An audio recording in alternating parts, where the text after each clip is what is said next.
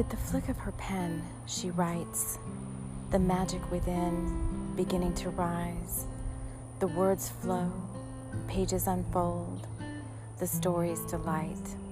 They help you to make a smile as you take my hand. You're spirited into a dreamy land, into the story we ride, with the story spirits as our guide.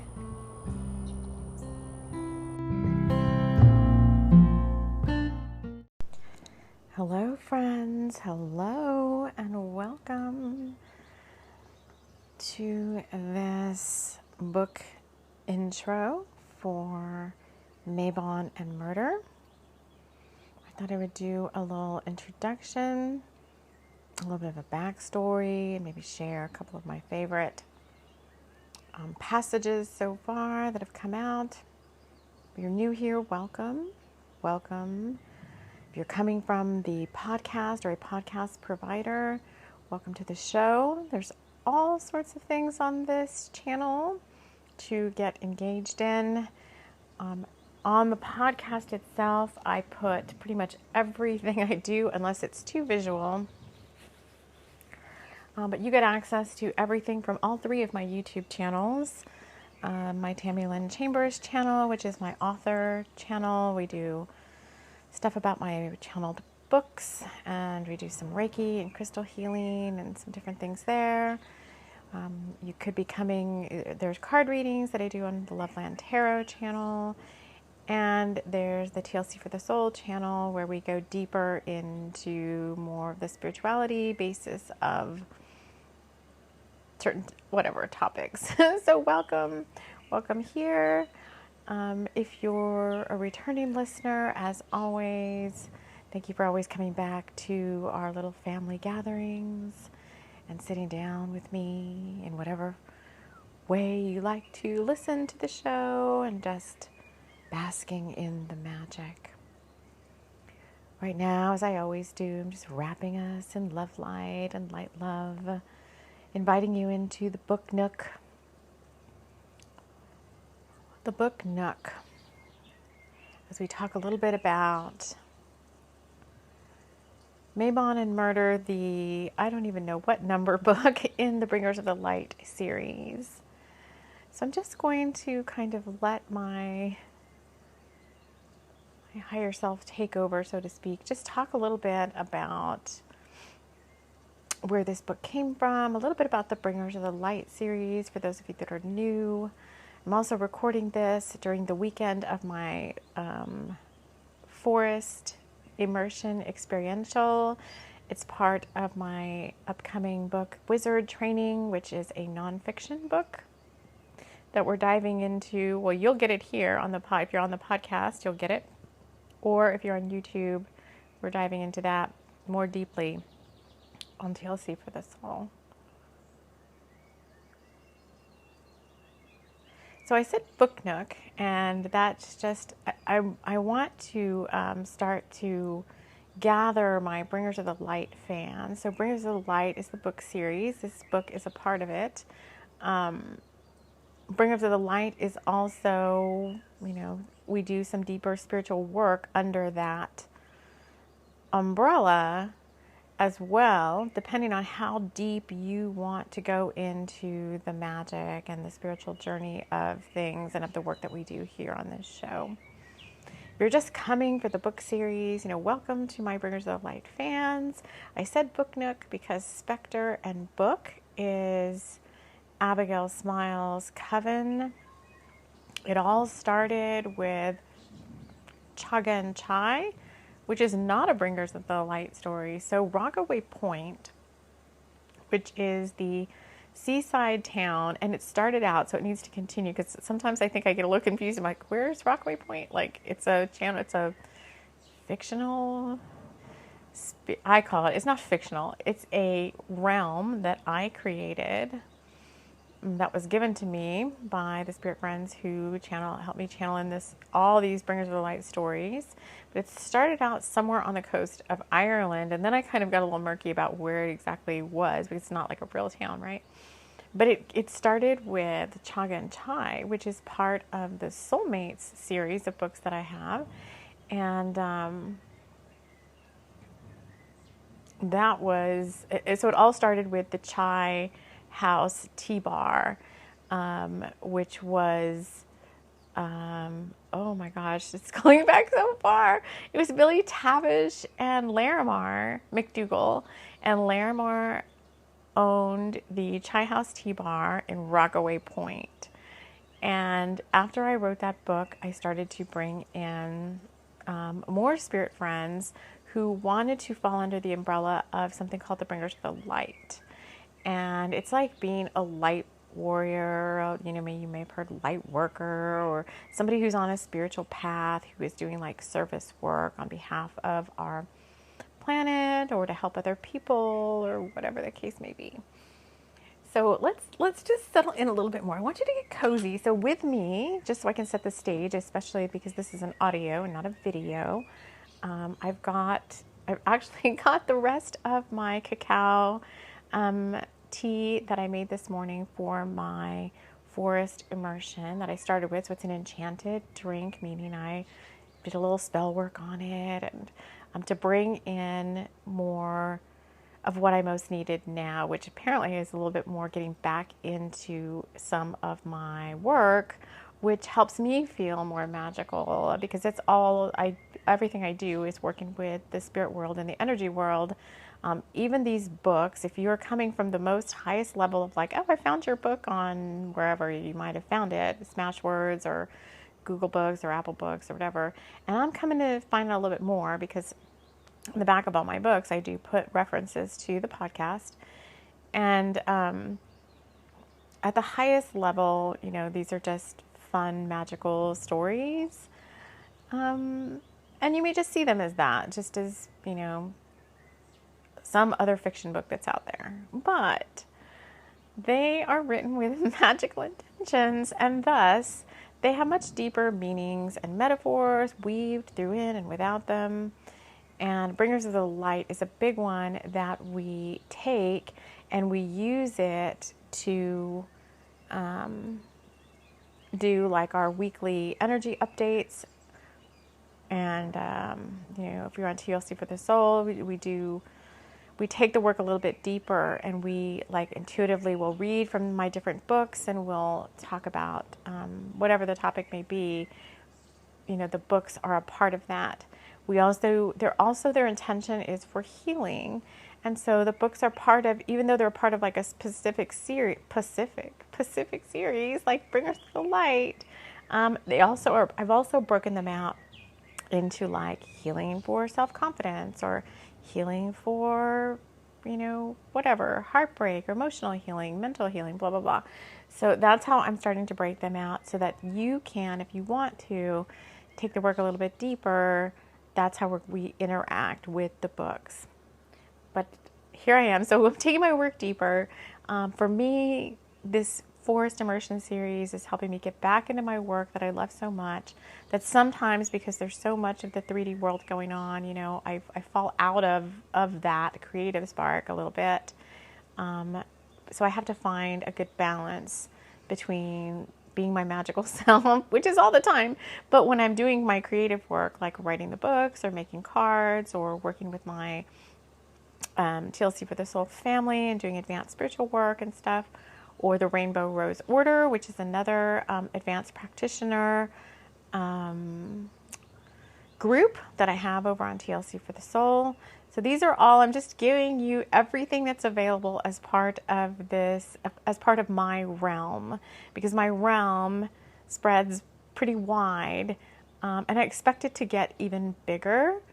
And with these books, my wish for them one day is that they show up as some sort of like Netflix series or Hallmark movie channel. I don't know who wants them, but like, I would bet that they show up as something bigger than what they already are, and that the magic can spread even further. And so I get my cacao, and I've got some animal crackers with me, and we're going to talk a little bit more, because I can tend to diatribe, but in these book intros and these just readings from the book, sometimes I like to have a little bit more like we're just sitting down and we're, at the Spectre and Book Coven reading Book Nook, and we're hanging out and we're talking about what's going on, and I'm showing you my wares and you might be showing me yours. I'm showing you my books and my cards and my heart, and in reciprocity somehow you're showing me whatever your wares and your heart are. Now, Mabon and Murder, I have not touched this book since last autumn. Autumn of 2021, I was like, let's do Mabon and Murder. And I was on a writing streak back then because I would take the books and I would use them for, every Sunday I would use them for the Sunday energy updates. And so it would motivate me to keep bringing the story in. Because I'm like, well, somehow we're using it. Somebody's out there's listening to it. And then I kind of just, this year, 2022, I think because last year in 2021, I published like almost 14 books or something and channel stuff. And so I guess this year I was just like, maybe I'm going to go a little slower. Because technically if I wanted to, I could publish a fiction and a nonfiction like every month and a half, every couple of months. But it's not a race. And it's certainly not as, like, pumping them out like that is just not as fun as sometimes taking it slow through the entire journey process of writing the book. Because when I channel in the stories, the things, for me, the way it works is, and you could pick this up and have the same intention when you're reading it, is when I bring the story in, what starts to happen is that things in my 3D reality start to show up as manifestations of what's happening in the book, which I think is really fun. And so it's a fun writing process for me because what's happening in any one of these books, these novels, starts to happen in my physical reality. And so I find that really fun.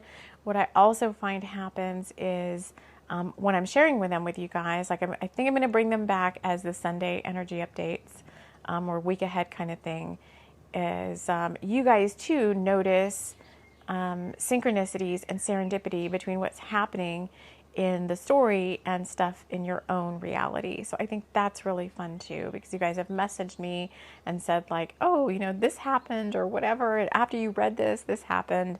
So I think that's really fun too, how the work starts to ripple out and play with everybody else that comes in contact with it. So if you have any fun little stories or manifestations as a result of listening to any of this work, please feel free to share. If you're listening on the podcast, the show email is in the show notes of every episode. And if you're on YouTube, the same thing. The description, regardless of which channel you're listening on, has all of that good stuff in it. So Mabon and Murder started last fall.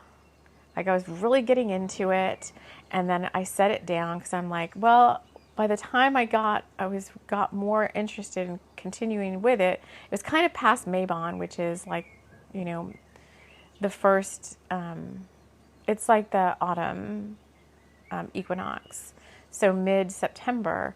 By the time I really got motivated about it, it was way beyond that. It was more towards Yule and Christmas and all that. I'm like, I kind of lost momentum there for me. I just decided to set it down. And I'm like, and I told myself, I'm like, this is probably happening next year then. And so here we are. We are almost to Lunasa, which is August 1st in the Northern Hemisphere. And for me, the beginning of August, I already start to feel like that changing of the seasons to my favorite autumn and spring are my favorite seasons. And I already start to feel that wanting to put out the autumn, decorations or whatever you want to call it, getting the tablescape of my life ready for autumn and moving, and then I get that slow, sweet anticipation of moving towards Samhain and October, which is my favorite. October's my favorite month, I think, of the whole entire year. So Mabon and Murder started. This one is pretty magical. I don't know where the murder comes in yet, because I think when I stopped, we were only on chapter 5, and I don't think the murder even actually came in. What happened was Abigail doing a lot of spell work.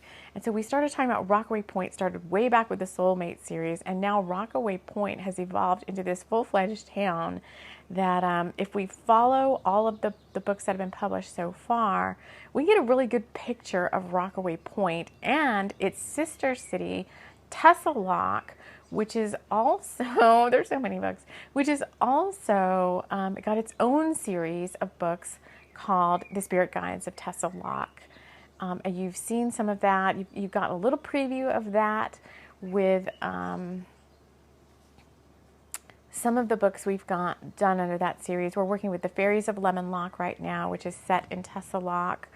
The Rose of Santo Domingo and the Rose of San Juan Capistrano are both set in Tessa Loch. And there's one more I can't remember now. I want this to be like a fandom where people are like, I don't know how to explain it, but where people are like, if I walk 2 doors down from the chai house, I get to the almost like its own, I don't want to say Harry Potter world because that's its own realm, and I don't want to try to like compare it, but it's its own realm. This whole Tessa Loch and Rockaway Pointe thing and this whole Bringers of the Light series is its own realm. And so it's like, my wish for it is that people kind of get in there and interact with it and like, you know, who's your character? Who would you be? And we did that one time. We wrote people into the story. We had like a little drawing or whatever, and we would write like you guys into the story as a character. And it's like, so if you were a character, it's not even a character, if you were my spirit friend in Rockaway Pointe or Tessa Loch, like who would you be? And I started drawing maps of the town because my art skills, I'm still working on my art skills. My maps were very rudimentary, but it's like one day I'm going to have somebody who's like an awesome, it could be me, like maybe my skills improve and I'm really that, you know, can really do it. But I want somebody to have like a really, create a map, or even somebody could create like an online world of Rockaway Pointe and Tessa Loch where you could actually like virtually walk it. Wouldn't that be so cool if you could virtually walk around the town? Because there's so many different businesses that have popped up in both of these sister cities. I think it would be really fun if it had its own, I don't know, online realm, so to speak. That was a visual representation of what's been coming out and coming up in the channelings for this. So Rockaway Pointe, the very first book in this book series was, no, not Chocolate and Chai. It was Pumpkin Pie Latte, which I wrote 2 years ago in October. So that was that was kind of a year's worth of, my goal was to have a year's worth of Abigail Smile books, Abigail and Dakkar for a whole year. And I would hit every major change of the seasons with them, or each month they would have a different story. And we kind of did that for a while. We were on a roll. We had Pumpkin Pie Latte. We had something in November. It was called Turkey Pot Pie at one time, and I don't know what I did with the name of it. And then we had the Inn, where they went to the Argyle Inn in December. And then we had Bridie Isle, kind of was a springtime story. And we had Tamber and Jameson, which was like a January, February kind of a story. So somewhere in there, we missed the summer months. This is not my favorite months of the year when it's hot. And now we're back to Mabon. But we're writing in what will soon be August. So we've had a year, technically, I guess, etherically, we have a year of Abigail Smile and what's going on. And we started to have like this sequential stuff that was happening to Abigail and Dakkar. So it's like they went to the Argyle Inn, and then they had winter time, and then they had they had their springtime in Bridie Isle. So we started to work like that. And we left off I think at Brighty Isle, Abigail and Dakkar were going to go do a spin-off in Oakwood, and I had started to spin off a book series of the Bringers of the Light in Oakwood, which is a spirit ethereal realm that I created, or that's created in the Pacific Northwest, which is where Chaga and Chai also touched. You may have to start, if you want to start reading these, if you start with Chaga and Chai, you get introduced slightly to the Bringers of the Light.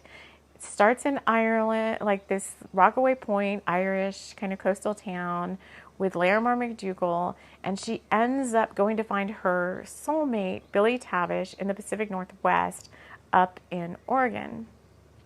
When I wrote the what did I write? The Kyanite Fairy Wing series, The Missing Shadow books, the first book in that series, also was set etherically in the Pacific Northwest. And Kyanite Fairy Wings town, the sister city to that town, was called Oakwood. And it was a Muggle town. It was like kind of like the town of misfit spirits, spirit friends. And so Abigail and Dakkar, we're going to come over the ocean and do a spin-off in a series of books called Bringers of the Light stories set in Oakwood. And again, I kind of set that aside. So that's sitting out there waiting to magically unfold. But so that's the background, and I think the backstory of everything that's happened up until Mabon and Murder. And now we start another autumnal season with Abigail and Dakkar. We kind of let them have their summer. They didn't really do anything with me. They might have done stuff on their own in the spirit world, because I really truly believe that these are like spirit friends out there somewhere in an energy world, maybe in a parallel, somewhere out there doing these things. And they're just sharing their stories with me, and I just channel them and write them down, and you guys get to read them. But they do go much deeper than that. So what I'm going to do now is I'm going to read chapter 1 of Mabon and Murder, so we can, if you are really following these, no matter when you come to this, I mean, who knows when you'll come to this, but that you'll get a sense of what the book is about, so that when it does come out, because we're going to finish it with our, I'm going to make this commitment now, we're going to finish it with our Sunday energy stories, with our week ahead kind of stories that we do on the channel. And if you're listening to this on YouTube, you would have to go over to the TLC for the Soul YouTube channel. All my YouTube channels are in the show notes, the links to all of them. If you're on the podcast, you get all this. You just have to get the next episode, just builds one on top of the other. But if you're on YouTube, you need to run over to that channel, and if you want to subscribe or whatever, so you get the notifications of when these things come up, then so be it, and so it is. But let's jump into chapter 1. Let's see what's happening with Abigail and Dakkar, and then I think I will pick just a couple of little passages, because I think I'm only 6 chapters in, just to get you excited about it. I guess, and to get me excited about it too, so that I'll want to get back into it again. So this is Mabon and Murder, chapter 1, They're Back. Abigail and Dakkar looked up at the old lighthouse and couldn't believe what they saw. It was a little dark outside due to the autumn storm that was blowing in. They had vowed to take this little trip back to Rockaway Pointe for the Mabon Autumn Festival that was happening in a few days. Abigail had tried to find someone to take over Crust while she was away, but it was time for her to come home. Regardless of what was happening in Oakwood, her bakery and her coven needed her here. So I didn't even realize, I may jump in on some of it. I didn't even realize that was written in there. So I guess Oakwood is supposed to be like my summer story. So maybe next year we'll go do Oakwood. Dakkar didn't seem to mind and had accompanied her on the long flight back to Rockaway Pointe, sure that his woman wouldn't want to be without him for too long. The Mabon Festival this year was to be run by Polly Willikers, and she was to have everything just so. She had told Abigail over telepathic conference that it was imperative she be there and enter her famous dead man's pudding in the contest. So the last time there was an autumn festival was pumpkin pie latte, and Abigail made something for that festival, and I think she won. Was it pickle tart? Oh, it might have been pickle tart. I can't remember now. So Dead Man's Pudding is supposed to be entered in the contest. According to Polly Willikers, Dakkar held Abigail's hand as she looked again at the lighthouse. Something had been calling her here ever since Brighty Isle, and she was sure that she was going to find out what that something was. Oh, yeah. Okay, I know where we're going. Chapter 2. I might just keep going. Equally delicious. Abigail walked past the lighthouse, and she decided it was time she met the owner. Someone had been living here for the past several years, and the thought of a lighthouse keeper intrigued her. There was only a few days before the autumn festival, but she had her latest creation all ready to go. It was to be a surprise, even to her, as her guides had given her the recipe and asked her to throw everything in a large casserole, say a certain light-filled incantation, and then cover her eyes. Rainicord, her trusty raven familiar, had been instructed to add the final ingredient, of which must remain hidden, even from you right now, dear reader. Abigail was to, on the day of the festival, bake the entire crockery in the oven for 45 minutes and then take it swiftly to the judge's tent. She had won many a baking contest this way, but usually she was privy to what the final concoction would be. This time the guides remained mysterious, even to the last drop, wanting to surprise even her with its goodness.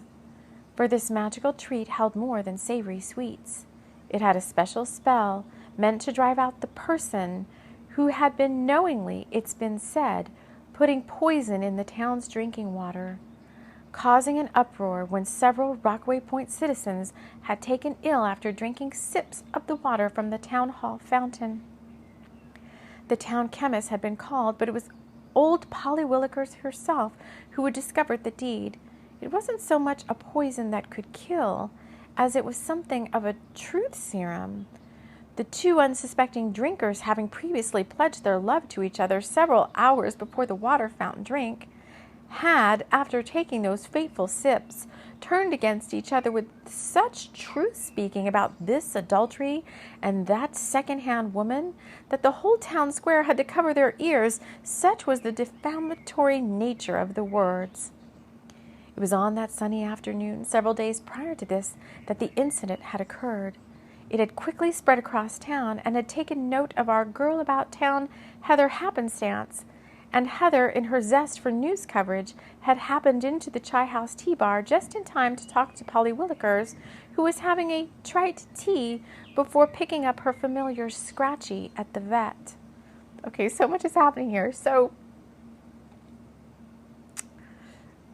what did this? Oh, so Heather Happenstance and the Rockaway Pointe Lighthouse also spun off into this radio show that I started on the podcast or on the TLC for the Soul channel called WBAT 44 AM, and it was a radio show that I hosted as a archetype of myself called Sea Star.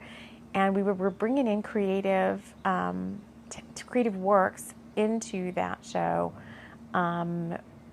original songs, poetry, really trying to have fun with that, which that whole idea for that show came up as I was watching the movie The Fog with Stephen King, and Adrienne Barbeau was the original. I don't know if there's a remake, the original, and Adrienne Barbeau was a DJ at an old spooky lighthouse in that movie, and I was like, I want to do that. So we spun off from Rockaway Pointe, and we had the radio station WBAT 44 AM, which is something I do really want to continue doing, but I want it to be just more than my creative work. I want it to be stuff where other folks get involved and submit their creative stuff, music or poetry or whatever to that, so we can have a little bit more fun with that. All right, so Polly Willikers is back again. And then we had a new business show up. So we have a new business show up here. So if anybody is mapping out, I wish somebody would map out this town.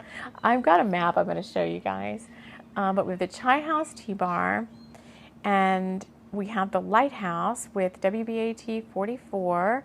And I tried to like logistically in my mind get a sense for where are each of these things in relation to Rockaway Pointe Bay and the ocean and all of that, which really the layout of the town in my mind's eye was inspired by one of these little books called like, what is it called? Like not Seek and Find, but you guys that have listened to the show for a while will know, but it's this book. And I've taken pictures of it before and shown you guys, but now we have Scratchy going to the vet. And I'm going to read just a couple more little paragraphs, and then I'm going to pick one more, and then we're going to call it, because I will be sufficiently motivated then to keep going that I've gotten back into this story again. And thank you if you've even made it this far in listening. I hope you're having a fun time with me like I'm having. I'm actually going to take a bite of my animal cracker. My dog freaked out. What is this? Oh, what is this animal cracker? It's me. You want an animal cracker? Stop barking. Oh. Come on. She heard my animal crackers and she got excited. All right. All right. So Polly has to pick up Scratchy at the vet. So the next paragraph was, now Scratchy, being as magical, this is a familiar cat. Now Scratchy, he was the one that saved the day in the very first book, Pumpkin Pie Latte, Scratchy's very smart wizardly cat. So Scratchy, being as magical as he was, didn't really need a veterinary visit as much as he really needed to see Poodles. Cats. Poodles was the tiny teacup poodle belonging to Millie O'Malley, the front desk clerk at Posh Pets. Posh Pets was a new to Rockaway Pointe business, and everyone in town was curious where the owner and young vet Clark Witherspoon had come from. Scratchy didn't really care about Clark or Posh Pets. It was something about poodles that intrigued him, and he had badgered Polly tirelessly until she had finally made him an appointment. So there, under the guise of hairball tummy troubles, Scratchy was making himself known. He would get to the bottom of this, even if he had to stay overnight. Oh my gosh. I just enjoy these people so much. All right, I'm going to just move my finger. I work off of my tablet, and I'm going to go into this last little chapter that I've got so far. I'm up to chapter 5, which is going to then bring me up to date on what happened so that I can keep channeling in. So when I say channeling in, if you're new to all that, I mean, it's these all of my books just come like automatic writing to me. I don't plan them out or any of that. And I've done a whole backstory on that before, so I don't want to go too deeply into that, but I write fiction, I channel fiction and nonfiction, and that's just how it does. I don't plan anything, and so I have to remember now, I have to go into this last chapter that I've channeled to remember where we're at so that I can bring in the next chapter so that tomorrow, which is Sunday to me, I can do the energy update and week ahead energies show for you guys for the coming week ahead. So this is chapter 5, A Matter of Moments. Abigail was sure that she knew what the final ingredient in her potion/autumn festival treat was to be. However, just because we think we know doesn't always mean we know. Gaily festooned tents waved in the autumn air, and the fairgrounds felt crisp as the last of the morning dew melted away in the sunshine. The moment had come at last for the final ingredient. The judging would begin promptly at 12 noon, and that would leave 1 hour for the brew to simmer. Then, just as she always did every autumn festival, Abigail would unveil the treat to the public. She would say her magical spell and incantations for all who tried the sampling to have a blessed and cherished life full of prosperity and wellness, luck and magical encounters, peace and joy. She went into her tent and closed the flaps, putting up her magic in the making sign so as not to be disturbed. Rainicord had been waiting patiently, instructed by a higher power to proceed when ready. It was of the utmost importance that Abigail not see the final ingredient. She could not know what the magic was before it was time. Rainicord had been wondering himself how he was going to pull this one off. Late the night before, he had shifted into human form and taken a basket and some shears into the forest. He had been instructed to walk 20 paces and then bend down and feel around. There would be something on the ground that he needed to sever and place in the basket. Overnight, this something would take on a different form, and then by morning at 11 a.m., it would be in its final magical state and ready to be administered to the potion in the cauldron. Back in his raven form, Rainicord pulled back the covering on the basket while Abigail closed her eyes. He gently took the etheric magic in his talon and dropped it in the cauldron. The potion sparked slightly at the touch of the magic and then began bubbling, filling the tent with an aroma so enticing that Abigail said, "Yum," out loud, to no one in particular.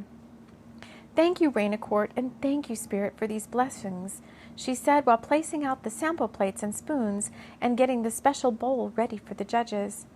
Oh, this is the pickle tart. Abigail's Pickle Mickle was the formal entry name, but she still wasn't sure what would come out of the cauldron.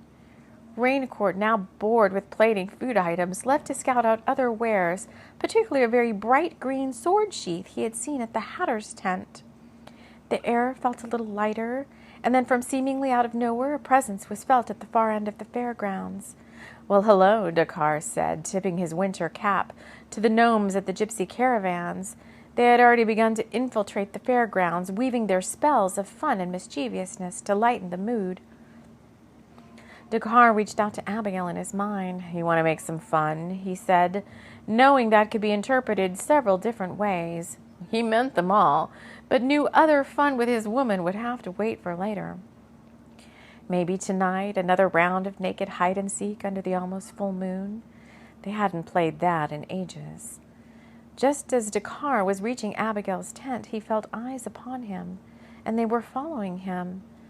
Dakkar pinged the energy and determined it was nothing major, probably that pesky Heather happenstance again. He didn't like being followed, but let her have her fun. Back in the tent, the potion stopped bubbling. Abigail slowly peeked inside the cauldron, a little nervous about what she might find. A concoction that smelled like cherry pie sparkled back at her, and in the center of the cauldron lay a perfectly formed cherry and apple pickle tart, a confection, pastry, and magical moon pie all in one. Very strange, but she had to trust that this alchemical treat was just what she needed. After all, it had been formed by the magic of her prayers and desires, and that had never come out bad before. Abigail sliced the pickle mickle and spooned small portions into the sampling plates. She made the judges tasting plates, and then with a flourish pulled open the tent flaps and removed the sign. As she smiled and sang, putting out tasting plates, she was warmly greeted by strong arms around her waist. Dakkar nuzzled his face in her hair, breathing in the scent of her, this someone he had known for so many moments before in this life and many others. All thoughts of pickle mickle tart judging and what would happen next in the world faded away as they enfolded each other. All was right in this little world, and that was what mattered most right now, Abigail thought, allowing herself to be encircled by all the magical elements that made up their love. Woohoo! All right, I have no idea where this is going. So this is one of those where we're going to step out. So this is the other thing that's fun is I don't know where these stories go. They just channel in, and when they're done, they're done. So it looks like we've got some fun to do with Scratchy at the vet and the pickle mickle tart at the judging contest. And somewhere along here, we've had gnomes have come in. Somewhere along here, since it's Mabon and Murder, I'm expecting something to take place that's going to pull Abigail and Dakkar into they are bringers of the light work, their soul mission work. So that is all I have to share for you in this special little backstory and intro for Mabon and Murder. If you want to continue to play along, you can join me for the weekly energy updates. We'll continue to unveil the upcoming chapters, and maybe sometime in the future I'll record the whole thing as an audiobook for us, as I have done with several other of the novels in the past. So I want to thank all of you friends for joining me here, and we will see you all again soon in the next episode. Take care.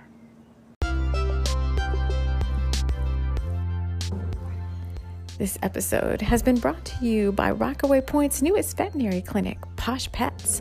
Clark Witherspoon and his familiar poodles are here to help you with all your healing needs. Be it a toenail trim or a hairball tummy trouble healing session, we have everything you need at Posh Pets.